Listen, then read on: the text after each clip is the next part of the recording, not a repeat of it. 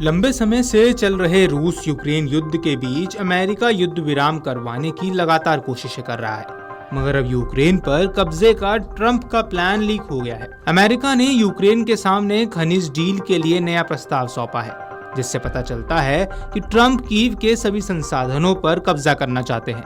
यह प्रस्ताव न सिर्फ यूक्रेन के लिए बेहद शर्मनाक है, बल्कि उसे कंगाल बना देगा। यूक्रेन की हर चीज पर अमेरिका का कंट्रोल होगा।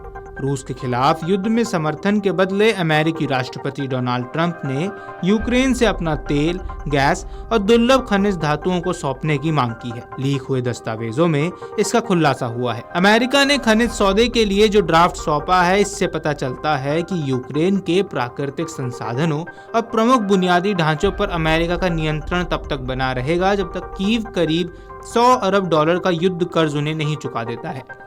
इस कर्ज से उसे 4% ब्याज के साथ अदा करना होगा। मीडिया रिपोर्ट्स की माने तो प्रस्तावित शर्तों में अमेरिका को कई अधिकार दिए गए हैं। इसके तहत वॉशिंगटन यूक्रेन को यूरोप या चीन को अपना संसाधन बेचने से भी रोक सकता है। अटलांटिक काउंसिल के ऊर्जा कानून विशेषज्ञ एलन रेले ने कहा, यह एक अधिग्रहण दस्तावेज है। इसमें कोई गारंटी नहीं है, कोई रक्षा खंड नहीं है। अमेरिका का कुछ भी नहीं लगा है। अमेरिका पीछे हट सकता है, यूक्रेन ही नहीं। उन्होंने कहा, मैंने पहले कभी ऐसा कुछ नहीं देखा है। आपको बता दें कि नए समझौते के तहत जब तक कीव $100 अरब के कर्ज को 4% ब्याज के साथ चुका नहीं देता, तब तक अमेरिका को यूक्रेन के परिसंपत्तियों से मिलने वाली सभी रॉयल्टी हासिल होगी। इसके बाद कीव को केवल 50% रॉयल्टी दी जाएगी। बदले में यूक्रेन को रूसी आक्रमण से सुरक्षा की कोई गारंटी नहीं दी जाएगी। रिपोर्ट्स में यह भी बताया गया है कि ट्रंप का वार्ताकार क्रेमलिन से जुड़े लोगों के साथ नॉर्ड स्ट्रीम गैस पाइपलाइन को फिर से शुरू करने की चर्चा कर रहा है। नए प्रस्तावों के तहत यूक्रेन के सभी खनिज और ऊर्जा परिसंपत्तियां या संबंधित बुनियादी ढांचे जैसे कि बंदरगाह, रेलवे, सड़क और उत्पादन सुविधाएं डेलावेयर में स्थित एक अमेरिकी यूक्रेन पुनर्निर्माण निवेश कोष के नियंत्रण में रखी जाएगी।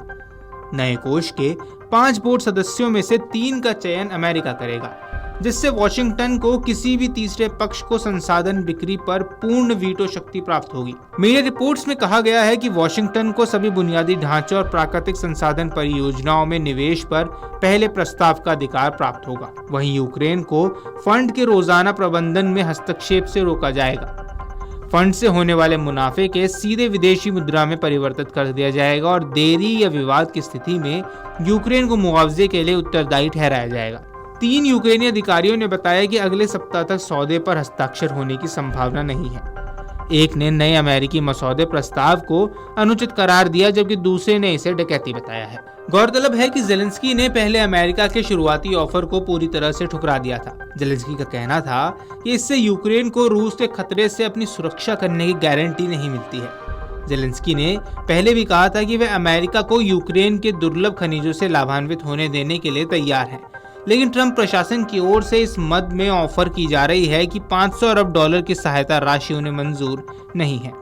उन्होंने कहा, मैं ऐसे किसी समझौते पर हस्ताक्षर नहीं करूंगा जिसकी कीमत यूक्रेन की 10 पीढ़ियों को चुकानी पड़े। जेलेंस्की के चीफ ऑफ स्टाफ एंड्री यर्मक आर्थिक मंत्री यूलियस वरैंको के साथ रविवार की सुबह कीव फोरम में चले गए। यर्मक ने इस फोरम में संभावित सौदे पर अमेरिकी अधिकारियों के साथ बातचीत करा की है। उन्होंने कहा कि यूक्रेन के खनिज संसाधन एक बहुत ही महत्वपूर्ण तत्व का प्रतिनिधित्व करते हैं, जो देश को सैन्य व अन्य सुरक्षा गारंटी दे सकता है। वहीं इससे पहले जेलेंस्की ने यह भी कहा था कि शांति स्थापना और नाटो सदस्यता की गारंटी मिलने पर वे राष्ट्रपति का पद छोड़ सकते हैं।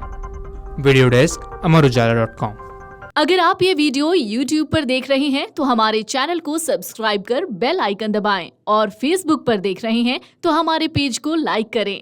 8 मिलियन प्लस सब्सक्राइबर, आपके इस भरोसे के लिए बहुत धन्यवाद।